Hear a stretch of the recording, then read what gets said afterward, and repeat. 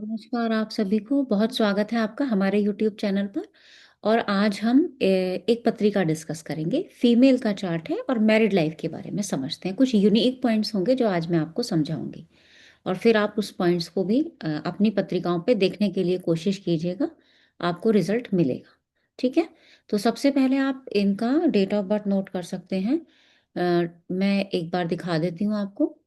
आप date of birth चाहें तो ऐसे नोट कर सकते हैं। ये फीमेल का चार्ट है।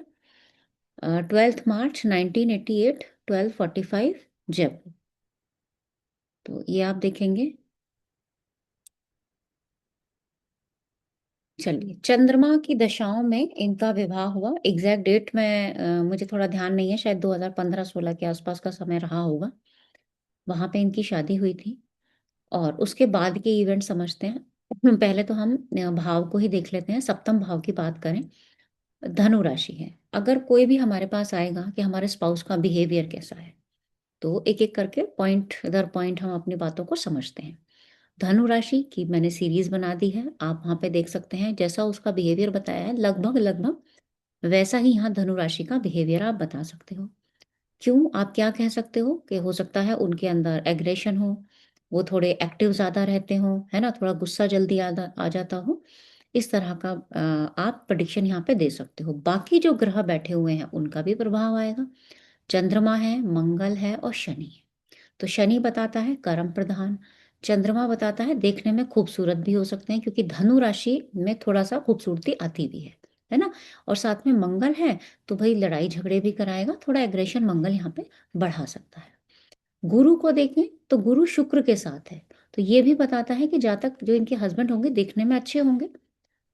मेष राशि में होना, मेष राशि भी अग्नि तत्व राशि है। अग्नि तत्व राशि भी कहीं ना कहीं आपके जिद्दीपन को, स्टबन को, एग्रेशन को, ये सारी चीजों को बताती है। तो कहने का मतलब है कि जातक देखने में अच्छे होंगे, कर्मठ होंगे, कर्म प्रधान होंगे, लेकिन थोड़े से गुस्से वाले हो सकते हैं, थोड़े से जल्दबाज भी हो सकते हैं।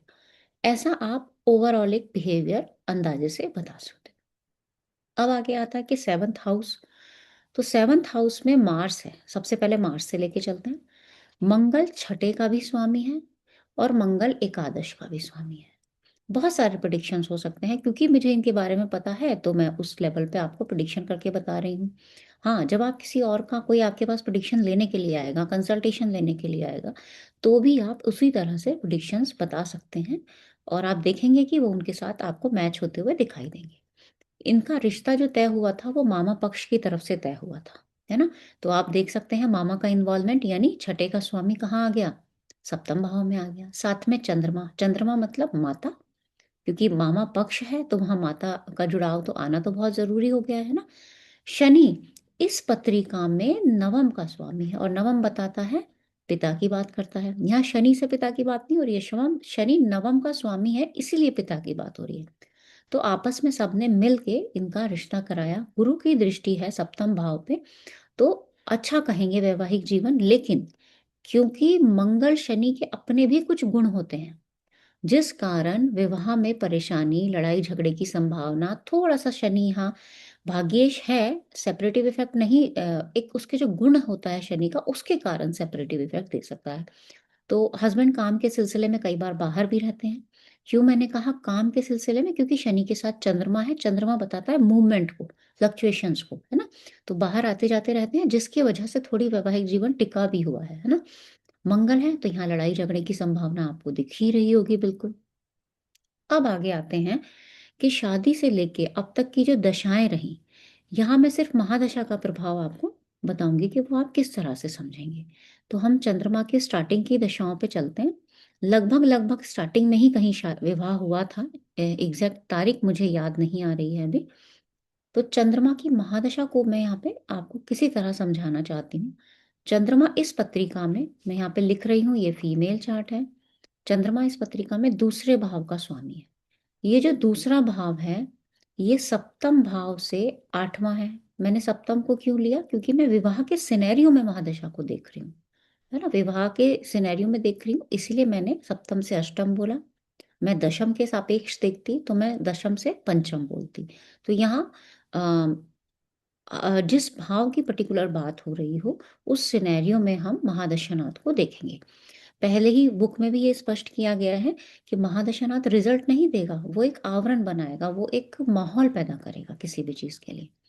तो दूसरे भाव का स्वामी का, यानी ये आपका कुटुंब है, ये परिवार है, ये धन है, उसका सप्तम में आना और उसी की दशा होना, और चंद्रमा का पीड़ित होना, पीड़ित इन द सेंस षटबल में तो बहुत बलवान है, लेकिन शनि, मंगल और केतु के प्रभाव में भी है।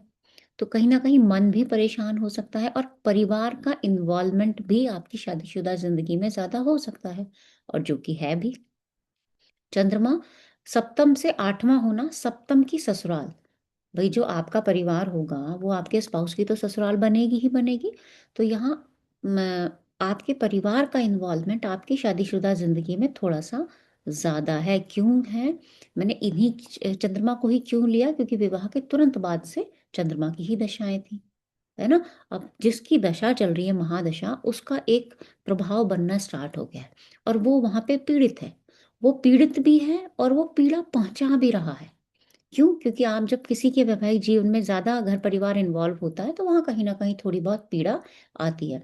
तो जितनी भी इनकी चंद्रमा की दशाएँ गई हैं, वहाँ कुछ न कुछ आपसी मतभेद और परेशानियाँ बनी रही थीं। और गुरु की दृष्टि प्रभाव है, इसीलिए ये वैवाहिक जीवन बचा रहा, आप इतना कह सकते हैं। अब जो मेरे पास प्रश्न आता है, वो प्रश्न ये आता है कि आगे का जीवन कैसा रहेगा, है ना? अब आगे के जीवन की अगर बात करें, हालाँकि संतान वग़ैरह हैं, लेकिन फिर भी यहाँ जो प्रश्न है उसको सॉल्व करना है। प्रश्न करीबन-करीबन यहाँ चंद्रमा, सूर्य और मंगल की दशाओं में आता है। देखिए, मंगल एक्टिव था, चंद्रमा, सूर्य, मंगल में ये प्रश्न आता है। आगे का जीवन कैसा रहेगा? तो हम जानते हैं कि बहुत जल्द मंगल की दशाएँ आने वाली हैं। अब जब मंगल की दशा आएगी, तो मंगल तो परेशान करेगा ही करेगा, क्योंकि वो तो छठे का स्वामी है ना?